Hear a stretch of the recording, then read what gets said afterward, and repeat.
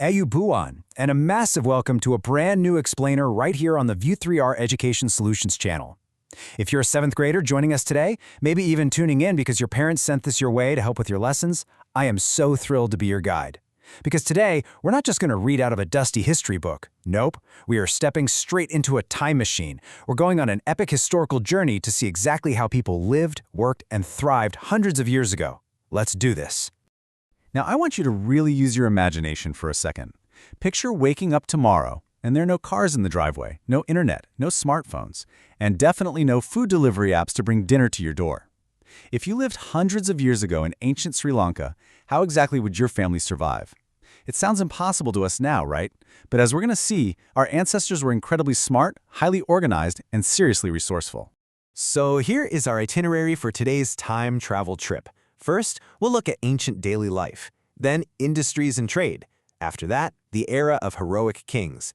Then we'll explore our cultural heritage, and finally, we'll take a quick detour to check out the Roman Empire. All right, stop number 1, ancient daily life.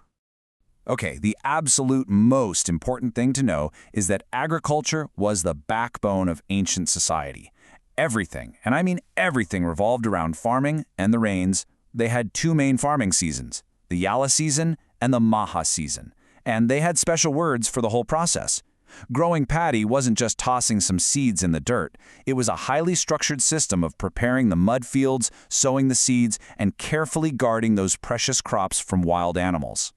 And think about this. Once the harvest was ready, they obviously didn't have tractors or heavy machinery to help out. So what did they do? They used cattle. The traditional paddy threshing happened at a special place called the kamatha. The cattle would physically tread over the paddy to separate the grain. It was definitely hard, back-breaking work, but it brought the whole community together. And cattle actually weren't just for farming either. Enter the tawalam.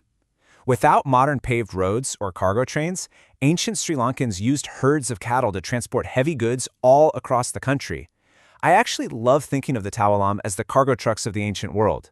They literally kept the economy moving. Moving right along to stop number 2, industries and trade.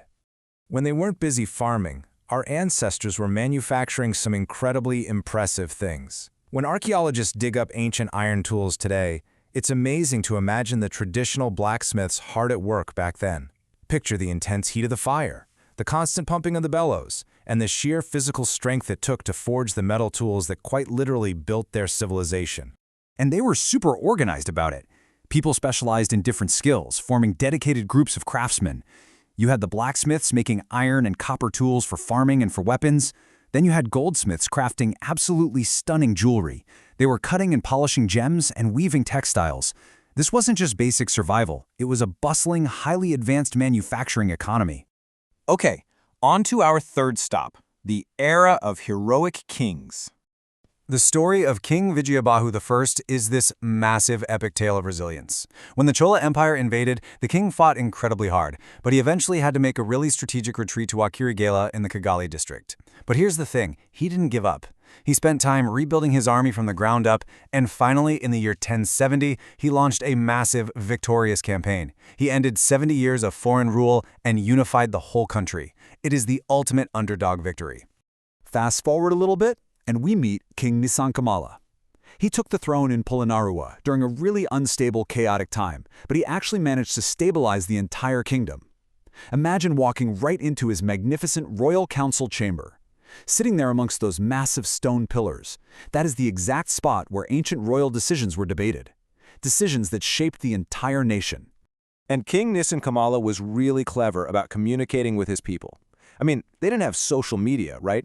So kings used massive stone inscriptions, like the famous Galpota, almost like giant ancient billboards. They would literally carve their achievements, their welfare programs for the poor, and their new laws to reduce crime right into the stone.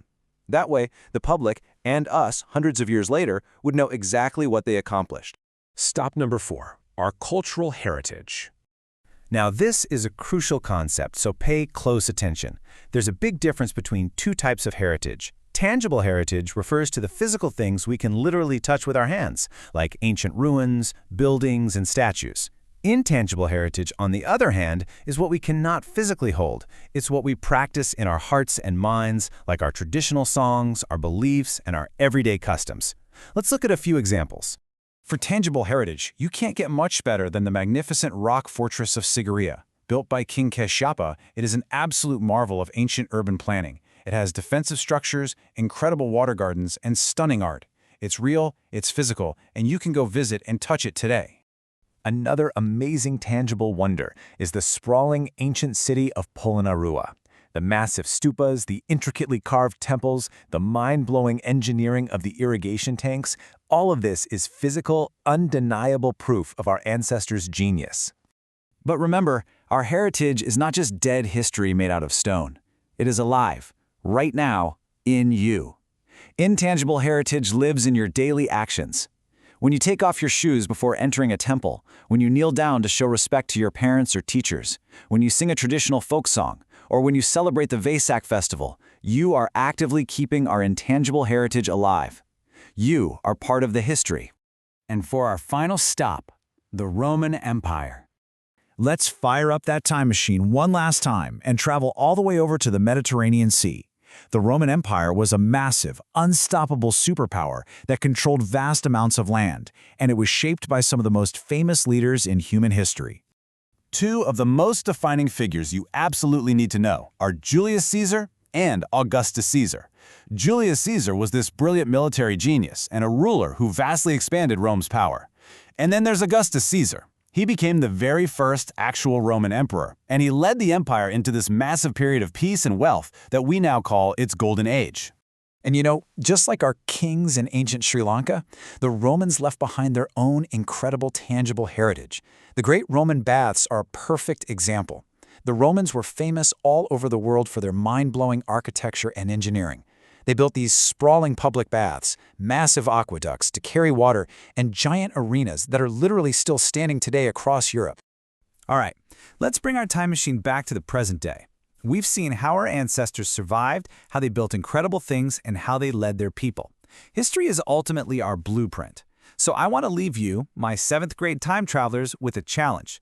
Now that you understand the true value of this incredible tangible and intangible heritage, what legacy will you leave behind to protect it for the next generation? Really think about it.